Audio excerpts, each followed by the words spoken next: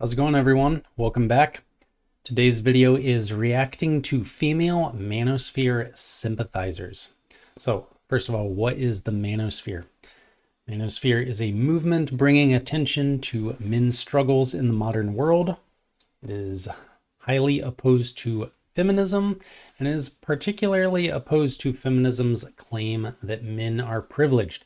So if you go on YouTube and look at manosphere content, you're going to see a lot of arguments or demonstrations of how difficult life is for men, supposedly, especially in the area of dating and relationships. And there is no shortage of women who are kind of hopping on this bandwagon of sympathizing with these men, usually pretty women. So, this combination of women, pretty women, and women who are basically restating men's opinions to them. That's going to result in a lot of views. So some of these channels have millions of subscribers. The channel I'm going to look at only has 24,000, a little bit smaller, but I wanted to use this channel because some of their videos are shorter. So we're going to look at 3 of the Lady J's videos, all about a minute and a half. And what I'm going to do is play the video, just play it all the way through. Then I'm going to give my opinion of what the TikToker, and I'm assuming that the women she's reacting to were on TikTok. So I'm going to give my opinion of the TikToker's perspective, then my opinion of, or my summary of the Lady J's perspective, and then my perspective, kind of my opinion on the TikToker and the Lady J's perspective. So I'm going to be reacting to a reaction video.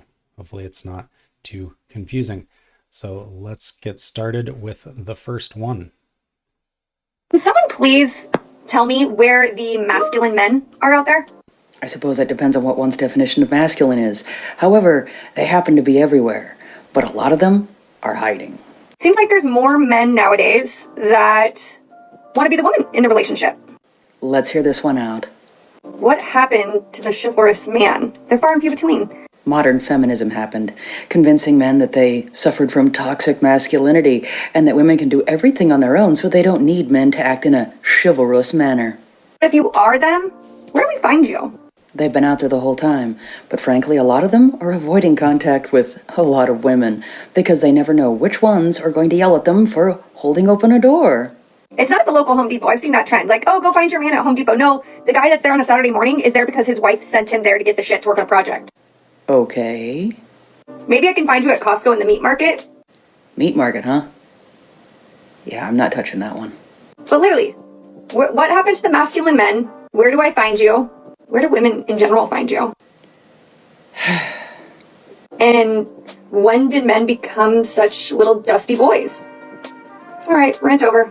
Honestly, women have no one but themselves to blame for this in modern feminism because they constantly demanded that men change their ways and stop being so toxically masculine, and this is the result. So, again, be careful what one asks for, because you just might get it. All right, so the TikToker's perspective, she is frustrated at the lack of masculine men. I should put that in quotes because she doesn't actually define the term. Maybe she did and I got clipped out. I don't know. The Lady J's perspective is the masculine men are out there, but have been in hiding because of feminism. So here's my perspective. I'm going to make 3 points. First of all, this woman's problem isn't that she can't find a masculine man. Her problem is that she can't find a masculine man who is also physically and financially attractive, socially competent, maybe never married, doesn't have children, etc. So her acceptable pool is probably extremely small. And I did another video, it's maybe 4 videos ago, on the number of attractive Christian men out there. I did a little numerical analysis. You can go check that out. The number of traditionally conservative men, or let's say Christian men, who kind of meet these standards of conventionally high value, like 6 foot, 6 figures, six-pack, that kind of thing, and then, never married, no children. I mean, we are talking a remarkably small number, probably below 0.1%. So she is pretty. I will grant that, but really she's not just looking for a masculine man. That's not true. That's kind of like when I hear Christian women say things like, all I'm looking for is a godly man, but I can't find him. Where are all the godly men? It's like, no, you're not just looking for a godly man. If you just wanted a godly man, I mean, get on Christian Mingle. There's thousands, tens of thousands, hundreds of thousands of them. Why aren't you just bathing in all of their likes and messages to you? Well, it's because you don't want to be on there. You're not interested in them because they're not actually attractive to you. So it's important to be honest about what you're really looking for. She's not looking for merely a masculine man. And also, situation is going to be more difficult for her if she's had a decent career, because most women, due to their hypergamous nature, once they reach a certain financial level, they're still going to date up. They're still expecting their man to be a notch above them. So, with the advent of feminism and increase of women in the workforce and, higher pay for women, which, that's fine. That's all good. But let's be honest about the consequences. If a woman has done well in her career, she's probably not going to be pleased keeping, her financial standards for her man down here. Instead, she's still going to want some inequality in the financial aspect of the relationship. So that could also be adding to this woman's difficulty. All right, now the Lady J, in response, she's presenting what I call the feminism cope. This is what manosphere types love to hear, because they can blame feminism for their problems rather than taking any ownership. So basically, feminism has made dating harder. I will acknowledge that. But I don't buy this idea that, well, the reason, masculine men like me aren't married is because there just aren't any feminine women out there. No, there are feminine women out there. You're just not attractive enough for them, or you're not willing to go to where they are. Because if we're talking about in the US, most men, they won't admit it. Most of these manosphere types, they're looking for someone who's pretty, who's younger than them, who hasn't been married, who doesn't have children, who's chaste, etc. There's not an abundance of these women in the US. So you have to be firing on all cylinders if you want to pull one of those women, if you want to attract one of those women. Really, the place you're going to find most traditionally conservative feminine women who are, pretty, submissive, fit, chaste, etc., is overseas. They're going to be in South America. They're going to be in Southeast Asia. They're going to be in Africa. So if you have a man who's not willing to go overseas, and he's also not willing to do the work in the US to be competitive in the dating market, then yeah, he's going to be single and frustrated, and he's going to want to blame feminism, so he doesn't have to take any responsibility or ownership of his situation. And then also I want to make a comment about toxic masculinity, which was brought up in the video. So can a society exist in which feminism is alive and well, and it's not accusing traditional masculinity of being toxic? I think the answer is no. I think those two are always at odds. And I think that's because feminism is inherently about power. It's about restoring a power balance between men and women in all spheres of society, which, is not taught in Scripture. In Scripture, it is taught that there is a power imbalance in the home and the church between the genders. So feminism is always going to find traditional masculinity as toxic because of that power imbalance. So you can see what feminism is inherently by just looking at what it hates. So the reason this is important, the reason I'm bringing this point up, is if you're a Christian woman who's saying, I want a traditionally masculine man, conservative man, but I also want him to let me prioritize my career, and I don't want to submit to him. I want equality of power in the marriage.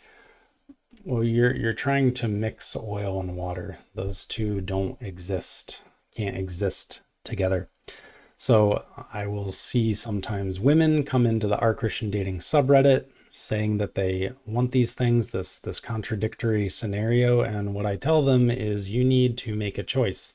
You need to either go all on board with the traditional conservative masculinity, gender roles, be open to his leadership, submitting to him, and be open to staying at home with the children, that kind of thing. Or you're going to have to look for an egalitarian man, and not just an egalitarian man at the start of the marriage who's saying he is egalitarian to appease you, because men will say, some stupid men will say anything. And if you're a particularly pretty woman, there is a guy out there who will say he's egalitarian to appease you so he can get in your pants.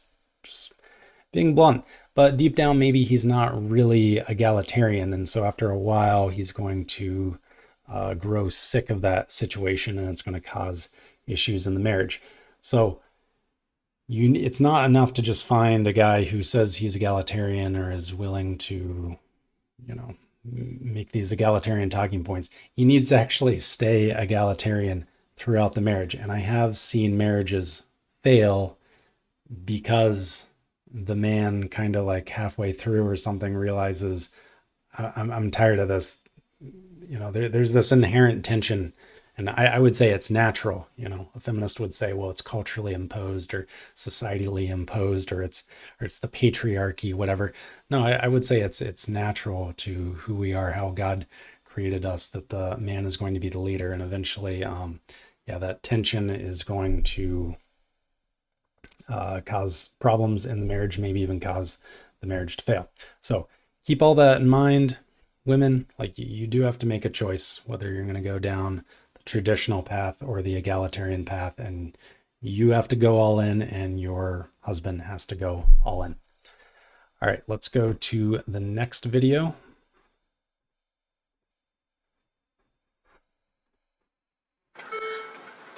I'm here to say one more thing. Oh, goody. I just had to drag my AC out of my car to my apartment building. 3 guys passed me. None of them offered to help. Why should they? Women are strong and independent. They can do everything on their own. None. 0 out of 3. Why? 'Cause you couldn't lift it? You were too scared to lift it? Is that why? Am I intimidating? Am I more masculine than you? No, that's not what it is at all. But let's take a moment to think about how many women, thousands upon thousands of women, are saying every single day that in fact they don't need men. They don't need them at all. In fact, they're saying sometimes that the world would be better off without men. But apparently, some women still need men for grunt work. I should think that they would be grateful that men are finally listening to their wishes, ideas, and their feelings. But apparently not when it comes to lifting heavy objects. Okay, so the first video we did, I kind of sided with the Lady J. This one, I'm going to be more neutral on. Not really going to come out in either person's favor. And then the next one, I'm going to come out more in the TikToker's favor. So in this video, the TikToker's perspective is that men are weak, lazy, and passive. And then the Lady J responds by saying men have been told their whole lives that women don't need them. And honestly, there's just not enough info in this video. It could go either way. Maybe she was struggling badly and there were 3 guys just standing there that did nothing. That's quite unimpressive on their part. I want to take a look at the comments in a moment, but yeah, if you're in that situation and you say, oh, I'm not going to help because, you know, she might think I'm harassing her, or she might accuse me of something, or, oh, she's a strong, independent woman, she doesn't need my help. No, that's actually unmasculine. That's unmasculine to take that approach, which is kind of the irony of the manosphere in that regard. But then on the other hand, you know, maybe she wasn't really struggling, and maybe if any normal bystander would just kind of think like, oh, okay, well, she's a strong girl who's getting her air conditioner up, and good for her, and I'll just go on my merry way. We really don't have enough information. But what I did want to do is take a look at the comments, because they kind of show how insane the manosphere is, at least in diving headfirst into hyperbole and kind of absurd situations that they've seen on TikTok or whatever, and projecting it across all of society. So here's somebody saying, those 3 guys avoided false rape charges. Good job, men. And here somebody says, you said don't approach us. We aren't taking a risk being labeled as a predator. So this is ridiculous. No, if that's your perspective, then yeah, you're just making excuses. So we're going to see more of that in the next video, this kind of topic of approaching women and whether it's dangerous, whether you should use some insane TikTok video you saw as an excuse not to approach women.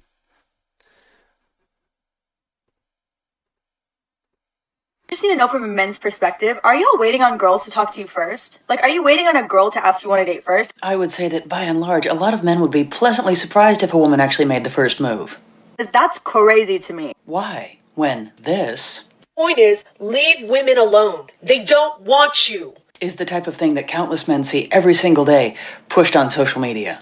Like, when you're out in public and you're making eyes with a girl and you're like making it known that you're attracted to her, but you're not gonna say something, how are you not gonna say something? Because they keep hearing things like this. Stop stalking them, putting them in vulnerable situations to try to get in their pants. Is it becoming clearer yet? Where are the huevos? Where are the huevos these days? Oh, the huevos still exist. They're just playing it safe and avoiding individuals with this type of mentality. Each one of you are gonna go to hell. And what man in his right mind wouldn't want to approach that? My man to be assertive and dominant. If you want to say something to me, say something to me. I think a lot of men are honestly just confused because that type of behavior has been called toxic masculinity. I'll give you the opportunity. I'll put my phone down. I'll drop the handkerchief. But I'm not going to do it first. Of course not. Because after all, that would just be too easy.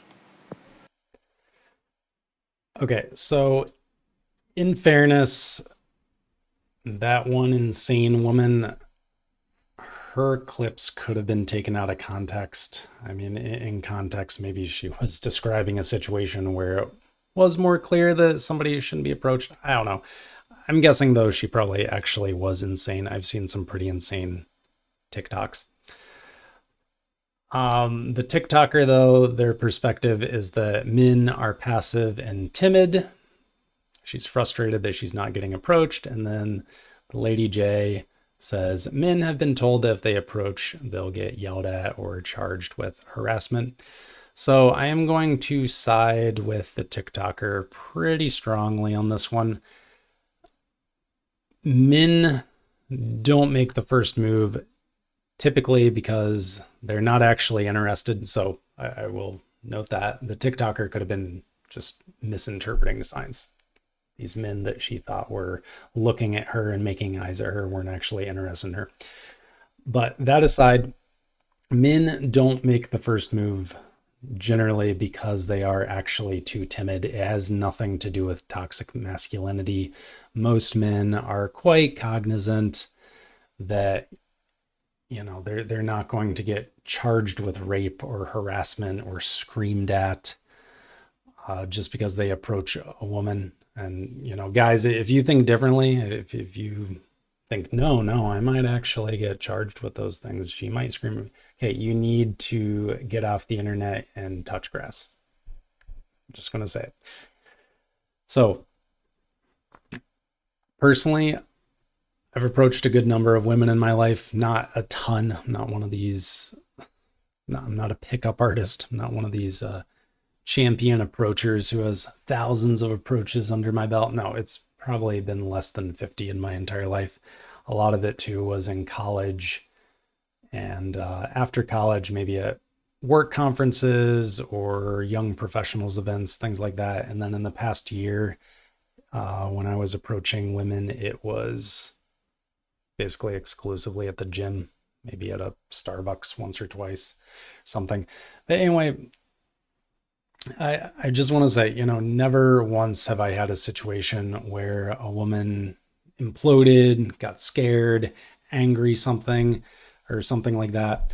But I will also say that I'm pretty confident in my looks. So, that's part of it. There's no doubt about it. If you're not attractive, you're probably going to get more negative reactions when you approach. You might very well get labeled a creep. That's kind of the black pill meme out there, that if an attractive guy approaches you, well, he's considered confident, but if an unattractive guy approaches you, he's considered creepy.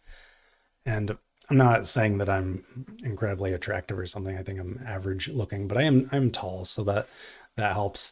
And so I have confidence because of my physical appearance, but also, this is really big, I don't approach in a creepy way. I don't walk up behind women and, like tap them on the shoulder or try to whisper something or like get their attention in weird ways. Like, hey, can we talk? No, I do the same thing. I'm just going to use the past year as an example. In the gym, I do the same thing pretty much every time. I wait till they're resting between sets while I'm working out too. I won't go there just to talk to women, and I'm not going to warp my gym experience around them. That's really lame and beta. No, just if I've noticed a cute woman and I see that she's between sets, I just walk up to her. And that's very important to cold approaching. Stop thinking about whether it's the perfect time and just do it. Just do it. Stop thinking about it and just do it. So I walk up to her. Not too quickly. I make sure I am in front of her or she has peripheral vision of me, even if she's like sitting down and looking at her phone slightly. Make sure that she can see me approaching. And then as I'm approaching and she looks up, I take my earbuds out so she sees this visible indicator that I want to talk to her. And then she takes off her headphones or her earbuds. And I say, hey, I think you're cute and I wanted to introduce myself. That to me is a very simple, effective way to approach. You can say whatever you want. I think a cold approaching is, it's kind of like exercising or exercise routines. It's like the best routine is the one you'll actually do. Same thing with cold approaching. The opening line that makes you comfortable, that will make you actually do it, that's the one you should do. But anyway, I like to just make my expectations known right up front because I'm not a chit chat guy. I'm not trying to become anyone's gym friend. So just set the tone like, hey, I'm interested in you and want to introduce myself. And I've never had any negative experience. I mean, I've had a woman say like, oh no, I'm not interested, thanks. That was probably like the most negative experience I've ever had. Otherwise, it's usually just, oh, I'm actually already married, thanks though. Or we'll actually have a conversation. Yes, I have gotten numbers or exchanged numbers. In college, I went on a date because of cold approaching, got her number, called her later. We set up the date, went on one date, then I got friend zoned. Yes. And then actually a couple years later, that was when I was 22. I had absolutely no game.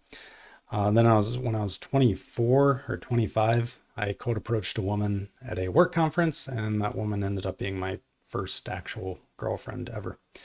And we dated for several months. So anyway, cold approaching is a thing, and it can work, and you should consider doing it. But I understand that some people or some men are intimidated. It's just a skill you need to develop, and you definitely should not worry about these TikToks you've seen online of these insane women. That's not really a thing. that's yeah, just extreme examples. So with that, we'll wrap it up. Hope you enjoyed this. If you're interested in doing dating coaching with me, you want to talk about why you're single, want me to analyze your situation, you want to learn how to approach women, let's set something up. You can contact me through my socials down below. You can also see my self-improvement guide. Otherwise, please drop a comment. Let me know what you thought of this video. Do you like me doing these kind of reaction videos? Do you want me to do more? Yeah, like, comment, subscribe. So thanks for watching, and I'll see you next time.